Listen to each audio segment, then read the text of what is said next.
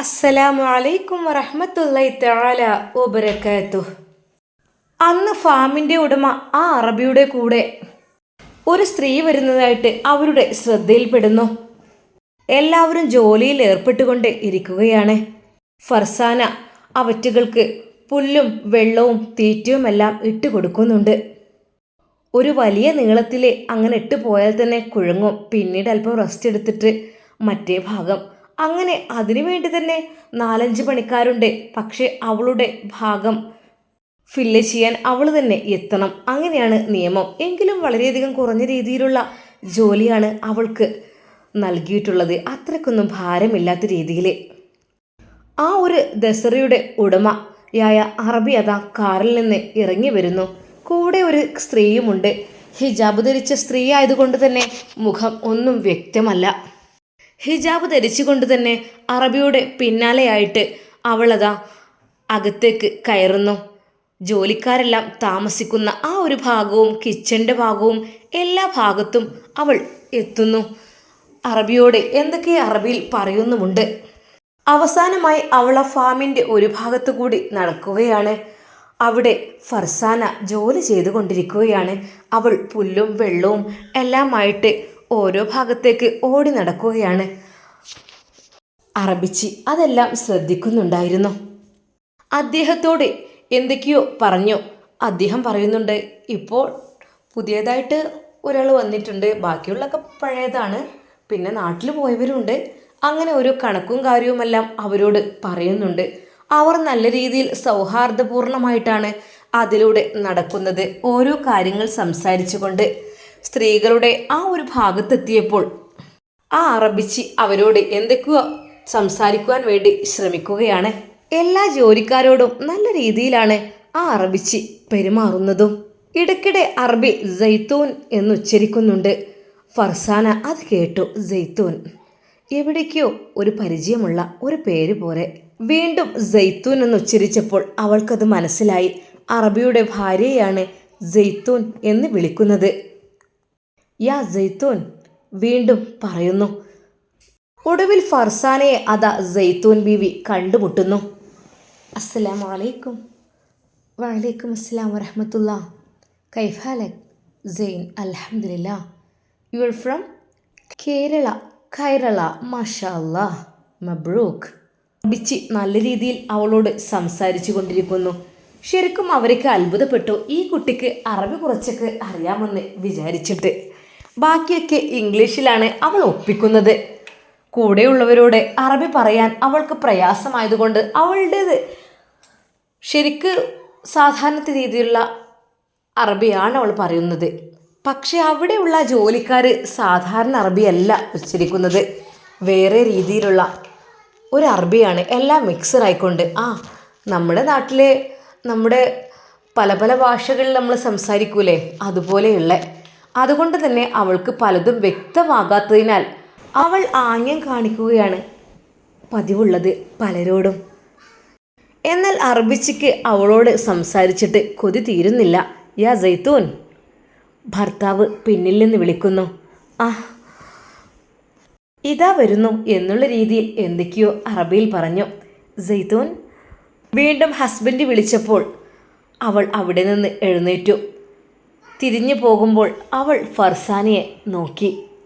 അവളോട് കൈകൊണ്ട് ആംഗ്യം കാണിച്ചു. സലാം പറഞ്ഞു. അങ്ങനെ അതാ അറബിയും സൈത്തൂൻ ബീവിയും കൂടി അവരുടെ കാറിനടുത്തേക്ക് പോകുന്നു. ശരിക്കും പറഞ്ഞാൽ ആ മസ്രയിൽ നിന്ന് സൈത്തൂന് പോകാനേ താല്പര്യമില്ലായിരുന്നു. അറബി അവളോട് പറയുന്നുണ്ട്, സൈത്തൂൻ എന്തു പറ്റി ഇന്ന്? മറ്റത് വന്നാൽ വേഗം പോണല്ലോ, ഇന്നെന്താ ഇവിടെ ഇങ്ങനെ ചുറ്റിപ്പറ്റി? സൈഫുദ്ദീൻ എന്നുള്ള പേരുള്ള അറബിയെ അവൾ വിളിക്കുന്നത് സെയ്ഫ് എന്നായിരുന്നു. യാ സെയ്ഫ്. കണ്ണിന് കുളിർമയേകുന്ന കാഴ്ചകളൊക്കെ ഉണ്ടാകുമ്പോഴേ നമുക്കവിടെ വിട്ടു പോരാൻ തോന്നില്ലല്ലോ. എന്താ നീ എന്താ കണ്ടത്? അല്ലേ, എന്നും കാണുന്നതന്നെയല്ലേ നീ അതൊക്കെ? പിന്നെന്താ, ബാബിയുടെ ആ ഒരു ചായ കുടിച്ചിട്ടോ? നല്ല കുറുന്നനെയുള്ള ആട്ടിൻപാൽ തയ്യാറാക്കി ഏലക്കായൊക്കെ ചേർത്ത ഒരു ചായയുണ്ട്. അത് ഭയങ്കര ടേസ്റ്റാണ്. അത് ഇവർ വന്നാൽ ബാബി എന്ന അവിടെയുള്ള പാചകക്കാരി അവർക്ക് ഉണ്ടാക്കി കൊടുക്കുക പതിവായിരുന്നു. ശരിക്കും അറബിച്ചിക്ക് ജെയ്ത്തൂനെ അത് വളരെയധികം ഇഷ്ടവുമാണ്.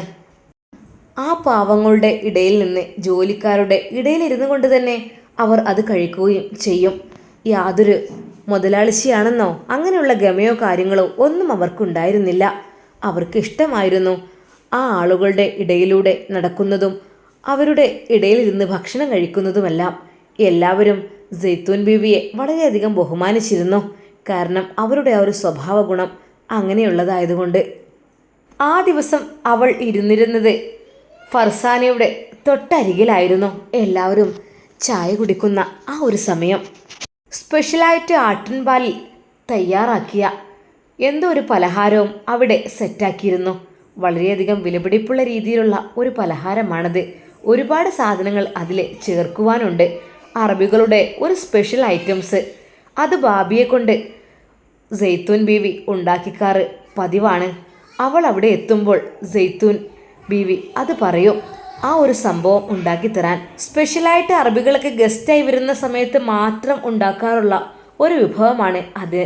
അതിനല്പം ചിലവ് കൂടുതലുണ്ട്, ടൈമുണ്ട്. ഒരുപാട് ടൈം എടുത്ത് ചെയ്യേണ്ട ഒന്നാണത്.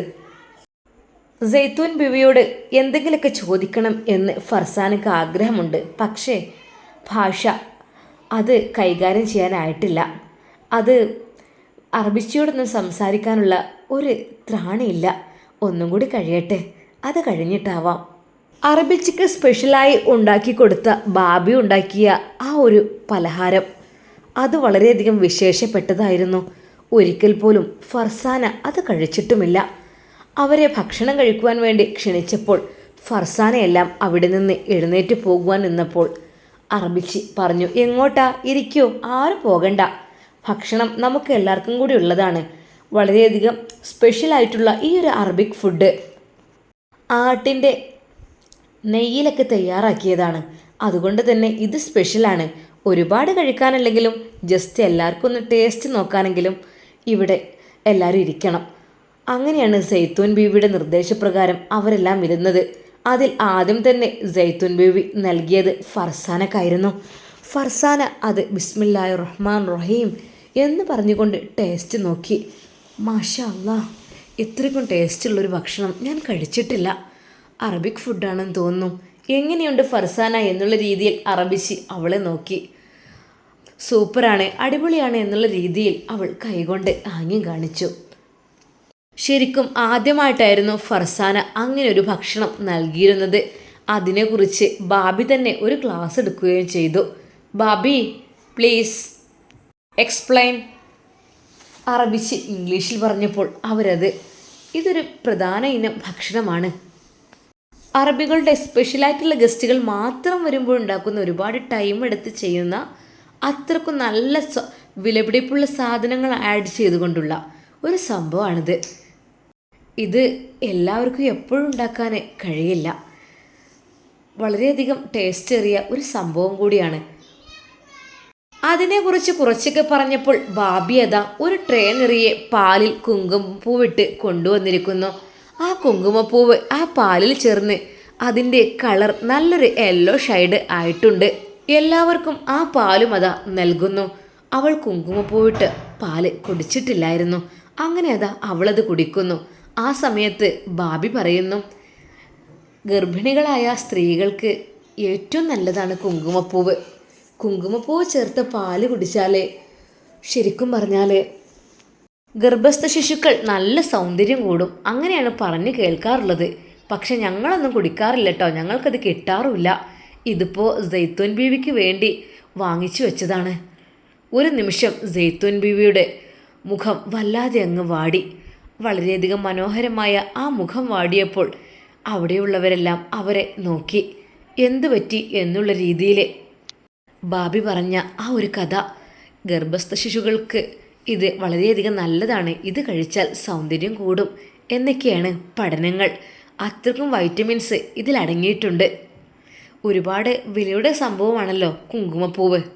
കുങ്കുമമിട്ട പാല് കുടിക്കുന്നതിനിടയിൽ അറബിച്ചിയുടെ കണ്ണുകൾ നിറഞ്ഞത് നമ്മുടെ ഫർസാന കാണുന്നു. എന്തിനായിരിക്കും അവർ വിഷമിച്ചിട്ടുണ്ടാവുക? എന്തുകൊണ്ടാണ് അവരുടെ കണ്ണുകൾ നിറഞ്ഞത് എന്നുള്ള രീതിയിൽ അവൾ അവരെ ആകാംക്ഷയോടെ നോക്കി. എന്തു പറ്റി എന്നുള്ള രീതിയിൽ കൈകൊണ്ടവൾ ചോദിച്ചു. ഹേയ് നോ എന്ന് പറഞ്ഞുകൊണ്ട് സൈത്തൂൻ ബീവി കണ്ണ് തുടക്കുകയും ചെയ്തു. അവൾക്ക് കാര്യമെന്തെന്ന് മനസ്സിലായില്ല. ഭാബിയോട് യാത്ര പറഞ്ഞ് അവളോടും യാത്ര പറഞ്ഞുകൊണ്ട് അതാ അവർ കാറിനകത്തേക്ക് കയറിപ്പോകുന്നു. അപ്പോഴാണ് അറബി ചോദിച്ചത്, അല്ല സൈത്തൂൻ ഇന്നെന്താ ടൈം എടുത്തത് അവിടെ നിന്ന് വരുവാൻ വേണ്ടിയിട്ട്? അവർ പോകുന്ന യാത്ര ഫർസാന നോക്കിക്കൊണ്ടേയിരുന്നു. തന്നെ പോലെ ദുഃഖമനുഭവിക്കുന്ന ഒരു സ്ത്രീയാണോ അറബി പെണ്ണ് എന്നവൾക്ക് തോന്നി തുടങ്ങി. കൂടെയുള്ളവരുടെ അടുക്കൽ അവൾ വീണ്ടും ചെന്നിരുന്നു. എന്തിനാണ് സൈത്തൂൻ ബീവി കരഞ്ഞത്? അവൾ അറിയാത്ത രീതിയിൽ ചോദിച്ചു. എങ്ങനെ കരയാതിരിക്കും മോളെ? വിവാഹം കഴിഞ്ഞിട്ട് 5-6 വർഷം കഴിഞ്ഞു. ഇപ്പോഴും അവർക്കൊരു കുഞ്ഞിക്കാല് കാണാൻ കഴിഞ്ഞിട്ടില്ല. ഒരുപാട് ചികിത്സയും കാര്യങ്ങളും എല്ലാം നോക്കി. പക്ഷേ അവൾക്ക് കുഞ്ഞുങ്ങളുണ്ടാവില്ല എന്നാണ് കിട്ടിയ റിസൾട്ട്. വളരെയധികം ദുഃഖത്തിലാണ് അവൾ. അതുകൊണ്ടാണ് ഭാബി കുങ്കുമപ്പൂവിട്ട് ആ പാല് തന്നപ്പോൾ പറഞ്ഞത് കുട്ടികൾക്ക് സൗന്ദര്യം കൂടും എന്ന് പറഞ്ഞപ്പോൾ അവരുടെ കണ്ണുകൾ നിറഞ്ഞത് അതിനാലായിരുന്നു. ഇത്രക്കും വലിയ കോടീശ്വരിയാണ്, എത്രയോ സ്വത്തുക്കൾക്കുടമയാണ്. പക്ഷേ അവർക്കൊരു കുഞ്ഞിക്കാല് കാണാനായിട്ടില്ല. അതിനൊന്നും ഒരു അവകാശം ഉണ്ടായിട്ടില്ല. ഇവരുടെ ഉമ്മയുണ്ട്. ഉമ്മക്ക് ശരിക്ക് നടക്കാനൊന്നും കഴിയില്ല. വീൽ ചെയറിലാണ് നടന്ന് പോകാറുള്ളത്. എങ്ങോട്ടുമല്ല, ജസ്റ്റ് ആരെങ്കിലും ഒന്ന് തള്ളിക്കൊടുക്കണം അങ്ങനെ. പിന്നെ ഈ ഒരു മകനും ഭാര്യയും ഇവർ 3 പേരുമാണ് വീട്ടിലുള്ളത്. വീട്ടിലെ സെർവൻറ്റും കാര്യങ്ങളും എല്ലാം ഉണ്ട്. ഒരു നിമിഷം ഫർസാന അത് വിചാരിച്ചു, റബ്ബേ, പഠിച്ചവനോട് കരഞ്ഞു പറയുന്നവർക്കൊന്നും കുട്ടികളില്ല. പക്ഷേ ഞാൻ വിചാരിക്കാതെ തന്നെ ഇതുണ്ടായി കഴിഞ്ഞു. എന്തൊക്കെ തന്നെയായിട്ടും കുട്ടി നഷ്ടപ്പെടും, അങ്ങനത്തെ ഒരു ടെൻഷനൊന്നും എനിക്കില്ല. അങ്ങനെ പോകുന്നുമില്ല. ആരോഗ്യമുള്ള കുഞ്ഞായിരിക്കും, അതുകൊണ്ട് തന്നെ ആയിരിക്കും ഇങ്ങനെ. മരുഭൂമിയിലെ വിശേഷങ്ങളൊക്കെ നാട്ടിലെങ്ങനെയെങ്കിലും അറിയിക്കണം എന്നായിരുന്നു ഫർസാന കരുതിയിരുന്നത്. അവൾ പലവട്ടം തൻ്റെ പ്രിയപ്പെട്ട ഉസ്താദിനെ ഓർത്തു, ഉമ്മയെ ഓർത്തു, മക്കളെ ഓർത്തു. പക്ഷേ അവൾ ഇതുവരെ വിളിച്ചിട്ടില്ല. വിളിച്ചാൽ ഒരു പക്ഷേ അവർക്ക് സന്തോഷമാകും. ഉമ്മ, ഉപ്പ, ഞാനിവിടെ സുരക്ഷിതയാണ് എന്നുള്ള കാര്യം അവരറിഞ്ഞാൽ തന്നെ അവർക്ക് സന്തോഷമാകും. ഇൻഷാ അല്ലാ അടുത്ത സാലറി കൂടി കിട്ടട്ടെ. ജോലി ചെയ്തതിൻ്റെ പ്രതിഫലം എൻ്റെ ഉമ്മയുടെയും ഉപ്പയുടെയും പേരിലേക്ക് അയക്കുമ്പോൾ ഏതൊരു മക്കൾക്കും അത് വല്ലാത്തൊരു സന്തോഷം തന്നെയാണ്. തന്നെ പോറ്റി വളർത്തി ഉണ്ടാക്കിയ പ്രിയപ്പെട്ട ഉമ്മക്ക്, പ്രിയപ്പെട്ട ഉപ്പക്ക് സമ്മാനമായിക്കൊണ്ട് ഞാൻ അധ്വാനിച്ച ക്യാഷ് കിട്ടുമ്പോൾ അവരുടെ മനസ്സ് സന്തോഷിക്കും. അതിനുവേണ്ടി മാത്രമാണ് ഇപ്പോഴവൾ അവിടെ കഴിയുന്നത്. എങ്ങനെയൊക്കെ തന്നെയാലും ജോലി ചെയ്ത് സമ്പാദിച്ച പണം അയച്ചു കൊടുക്കണം ഉമ്മക്കും ഉപ്പക്കും. അങ്ങനെയെങ്കിലും അവരെ സന്തോഷിപ്പിച്ച് അവരുടെ ആ മനസ്സിലുള്ള തീരാ നഷ്ടം, ആ വേദന ഇല്ലാതാക്കണം. അതാണ് ഫർസാന വിചാരിക്കുന്നത്. മരുഭൂമികളിലൂടെ ഒരുപാട് സമയം യാത്ര ചെയ്യുകയാണ് നമ്മുടെ സെയ്ഫ് അലിയും ഭാര്യ സൈത്തൂനും. ഭർത്താവിൻ്റെ തൊട്ടടുത്തുള്ള ആ സീറ്റിൽ ഇരുന്നുകൊണ്ട് സൈത്തൂൻ്റെ കണ്ണുകൾ നിറഞ്ഞൊഴുകുന്നത് തൻ്റെ ഭർത്താവ് ശ്രദ്ധിക്കുന്നു. സൈത്തൂൻ, എന്തു പറ്റി? എന്താ? ഞാൻ ഈ മരുഭൂമിയിലൂടെ യാത്രയൊക്കെ ചെയ്യുമ്പോൾ എന്തെങ്കിലുമൊക്കെ ഒന്ന് മിണ്ടും പറയും ചെയ്യേണ്ട പെണ്ണേ. നീ എന്തിനാ വിഷമിക്കുന്നത്? പറഞ്ഞില്ല. അത് കേട്ടപ്പോൾ അവളുടെ കണ്ണുകൾ വീണ്ടും നിറഞ്ഞൊഴുകുകയായിരുന്നു. സെയ്ഫ്, എനിക്ക് അങ്ങേക്കൊരു കുഞ്ഞിനെ തരാൻ പറ്റാത്ത സങ്കടമാണ് എനിക്ക്, വേറൊന്നുമല്ല. അത് മാത്രമാണ് എനിക്ക്. അതുകൊണ്ട് സെയ്ഫ്, അതുകൊണ്ട് പറ. എനിക്ക് അതിനുള്ള വിധിയില്ലല്ലോ, തരാൻ പറ്റില്ലല്ലോ. നിങ്ങൾക്ക് ഒരു കുഞ്ഞിക്കാലുണ്ടായി കാണാൻ ഞാൻ വളരെയധികം കൊതിക്കുന്നവളാണ്. സൈത്തൂൻ, പ്ലീസ്, പടച്ച റബ്ബ് നമുക്ക് തരുവാൻ വിചാരിച്ചിട്ടുണ്ടെങ്കിൽ തരും. അതിപ്പോൾ ഏതൊക്കെ തന്നെ ശാസ്ത്രം വിധി എഴുതിയാലും അള്ളാഹു വിചാരിച്ചാലും നടക്കാത്തതായിട്ട് ഒന്നുമില്ല. എൻ്റെ ബീവി വിഷമിക്കല്ലേ. എന്തിനാ നീ കരയുന്നത്? നീ കരയുമ്പോൾ എനിക്ക് ഹൃദയം പൊട്ടാണ്. സെയ്ഫ്, ഇത്രയധികം സ്വത്തുക്കൾക്കും ഇത്രയധികം സമ്പാദ്യങ്ങൾക്കും ഉടമയായ താങ്കൾക്ക് ഒരു അനന്തരാവകാശി ഇല്ലാത്തതിൽ ഞാൻ വിഷമിക്കാണ്. സെയ്ഫ്, കരയല്ലേ പെണ്ണേ. ഞാൻ പറഞ്ഞല്ലോ പടച്ചിറമ്പ് തരും. അതല്ലെങ്കിൽ നമുക്ക് ഈ സ്വത്ത് മുഴുവനും പാവങ്ങൾക്ക് ദാനം ചെയ്യണം. അതാണ് ഞാൻ ആഗ്രഹിക്കുന്നത്. എനിക്കുള്ള ദസറകൾ, ഒട്ടകങ്ങൾ, ആടുകൾ, എൻ്റെ ഷോപ്പിംഗ് മാളുകൾ, അങ്ങനെ ഒരുപാട് ഉണ്ട്. അതെല്ലാം പാവങ്ങൾക്ക് നൽകണം സ്വതക്കയായിട്ട്. എന്തൊക്കെ തന്നെയാലും എൻ്റെ ബീവിയെ വിട്ട് ഞാൻ പോവില്ല. പോരെ, നിനക്ക് ടെൻഷനുണ്ടോ ഞാൻ നിന്നെ ഒഴിവാക്കുമെന്ന് കരുതിയിട്ട്? സേഫ്, നോ, അതല്ല, എനിക്കാണ് ടെൻഷന്. അങ്ങക്ക് സന്തോഷത്തോടെ ഒരു കുഞ്ഞിക്കാല് കാണിച്ചു തരാൻ പറ്റാത്തതിൽ, അതുകൊണ്ടുള്ള ടെൻഷനാണ്. ഹേ, സാരല്ല. ഞാൻ പറഞ്ഞല്ലോ സമയമാകുമ്പോൾ പടച്ചിറമ്പ് തരും. വൈകിട്ടില്ലല്ലോ, 5-6 വർഷമല്ലേ ആയിട്ടുള്ളൂ. സേഫ്, നമ്മുടെ കൂടെ കല്യാണം കഴിഞ്ഞവർക്കെല്ലാം 1-2 മക്കളൊക്കെ ആയി തുടങ്ങി, 2-3 ആയവരുണ്ട്. പക്ഷേ നോ സെയ്തൂൻ, അതിനെക്കുറിച്ച് ഇനി ഇവിടെ ചർച്ച വേണ്ട. എനിക്ക് നീയും നിനക്ക് ഞാനുമില്ലേ, പിന്നെന്തിനാ ടെൻഷൻ? അതിനിടയിൽ എന്തിനാ മറ്റൊരാൾ? അവളെ ആശ്വസിപ്പിക്കുവാൻ വേണ്ടി സേഫ് അത് പറയുന്നു. അതൊക്കെ ശരിയായിരിക്കാം, പക്ഷെ അദ്ദേഹത്തിൻ്റെ മനസ്സിലും ചെറിയൊരു സങ്കടമുണ്ടായിരുന്നു. ഇതുവരെ മക്കളില്ലാത്ത ഒരു വേദന, വിഷമം. പക്ഷേ അവൾക്കാണ് കുഴപ്പമെന്നറിഞ്ഞപ്പോൾ ഒരിക്കൽ പോലും പിന്നീട് സേഫ് അവളെ വേദനിപ്പിച്ചിട്ടില്ല. പലവട്ടം ഡോക്ടറെ കാണിച്ചു, മരുന്ന് കഴിച്ചപ്പോഴും ഭാര്യയ്ക്ക് അതിനുള്ള ശേഷിയില്ല, ഗർഭപാത്രത്തിന് അതിനുള്ള ശേഷിയില്ല എന്നായിരുന്നു പറഞ്ഞിരുന്നത്. കുട്ടികളെ ചുമക്കുവാനുള്ള ശേഷിയില്ലത്രേ. 1-2 പ്രാവശ്യമൊക്കെ ചെറുതായിട്ട് ഉണ്ടാകുന്ന പോലെയൊക്കെയായി, പക്ഷേ അതെല്ലാം ബ്ലീഡിങ്ങായി പോവുകയായിരുന്നു. ഒരിക്കലും പിന്നീട് ഉണ്ടാവില്ല എന്നുള്ള കാര്യം ഉറപ്പായി. യൂട്രസ് ബ്ലീഡിങ് കാരണം എടുത്തു കളയുകയാണ് ഉണ്ടായത്. അതുകൊണ്ട് തന്നെ വിഷമമായിരുന്നു അവൾക്ക് ജീവിതകാലം മുഴുവൻ. തൻ്റെ ഭർത്താവിനൊരു കുഞ്ഞിനെ നൽകാൻ പറ്റാത്തതിൽ അവൾ വളരെയധികം വിഷമിക്കുകയായിരുന്നു. ഒരിക്കലും ഉണ്ടാവില്ല എന്നുള്ള പ്രതീക്ഷയുമായി ഉണ്ടാകും എന്ന് കരുതി. പക്ഷേ 3 പ്രാവശ്യവും അങ്ങനെയായി കഴിഞ്ഞപ്പോൾ പിന്നീട് ഡോക്ടർ പറഞ്ഞു, ഇത് ജീവന് തന്നെ ഭീഷണിയായിരിക്കും, അതിനുള്ളിൽ ചെറിയ രീതിയിലുള്ള മുഴകൾ വരുവാനും തുടങ്ങിയിട്ടുണ്ട് എന്ന് പറഞ്ഞപ്പോൾ യൂട്രസ് മൊത്തം ഒഴിവാക്കുകയാണ് ഉണ്ടായത്. ആ ദിവസം അദ്ദേഹം ഒരുപാട് കരഞ്ഞു. റബ്ബേ, എൻ്റെ പ്രതീക്ഷയെല്ലാം തകർന്നല്ലോ റബ്ബേ. എൻ്റെ ഭാര്യയിലൂടെ ഞാൻ ഒരുപാട് പ്രതീക്ഷിച്ചതായിരുന്നു എനിക്കൊരു കുഞ്ഞ്, പക്ഷേ അവൾക്കതിന് ശേഷിയില്ല, അവൾക്ക് ഓപ്പറേഷൻ വേണമെന്നൊക്കെ പറഞ്ഞപ്പോൾ എല്ലാ പ്രതീക്ഷകളും അല്ലാ എല്ലാം നഷ്ടപ്പെട്ടു. അയാൾ തേങ്ങിക്കരയുകയായിരുന്നു. തൻ്റെ വീടിൻ്റെ മുറ്റത്ത് ഒരു കൊഞ്ചൽ കേൾക്കാൻ, ഒരു കുഞ്ഞിൻ്റെ കൊഞ്ചൽ കേൾക്കുവാൻ, ആ കുഞ്ഞിനെ ഒന്ന് കൈപ്പിടിച്ച് നടക്കുവാൻ, അതിനെ ഒന്ന് മാറോട് ചേർക്കുവാൻ ഒരുപാട് കൊതിച്ചതായിരുന്നു പാവം നമ്മുടെ സൈഫും അതുപോലെ തന്നെ സെയ്തൂൻ ബീവിയും. പക്ഷേ എല്ലാ പ്രതീക്ഷകളും ഇല്ലാതെയായി. ആ ഒരു ഖേദം നല്ല രീതിയിൽ മനസ്സിലുണ്ട് ഇപ്പോഴും ബീവിയുടെ. തൻ്റെ ഭർത്താവിന് കുഞ്ഞിക്കാൽ കൊടുക്കാൻ പറ്റാത്ത ആ ഒരു വിഷമം, ആ ഒരു ഖേദം. റബ്ബേ, എന്തെങ്കിലും ഒരു വഴി കാണിക്കണം എന്നവൾ വിചാരിച്ചു കൊണ്ടിരിക്കുകയായിരുന്നു. ഒരിക്കലും തൻ്റെ ഭർത്താവിനെ ഒരു അനന്തപ്രവാശി ഇല്ലാതിരിക്കാൻ ഞാൻ ആഗ്രഹിക്കുന്നില്ല. അതിനുവേണ്ടി ഞാൻ ഒരുങ്ങണം, എങ്കിൽ മാത്രമേ എന്തെങ്കിലുമൊക്കെ ആവുള്ളൂ. അവളുടെ മനസ്സിൽ പല ചിന്തകളിങ്ങനെ ഉയർന്നുകൊണ്ടിരുന്നു. ആ രാത്രിയിൽ ആ കൊട്ടാരത്തിൽ ഉറങ്ങുവാൻ കിടന്ന സൈഫിൻ്റെ കൂടെ ഉറങ്ങാൻ കിടന്ന ആ അറബി പെണ്ണിന് അന്നുറക്കമില്ലാത്ത രാവായിരുന്നു. സൈഫ്, എനിക്ക് ഉറക്കം വരുന്നേയില്ല. എന്ത് പറ്റി സെയ്തൂൻ? നിനക്കെന്താ? ഒന്നുമില്ല.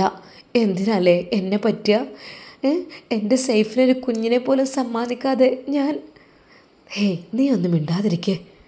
അദ്ദേഹം അവളെ എപ്പോഴും ആശ്വസിപ്പിച്ചു കൊണ്ടിരുന്നു. എനിക്കെന്തിനാ കുഞ്ഞ്? എനിക്ക് കുഞ്ഞായിട്ട് നീയുണ്ടല്ലോ, അത് മതിയല്ലോ.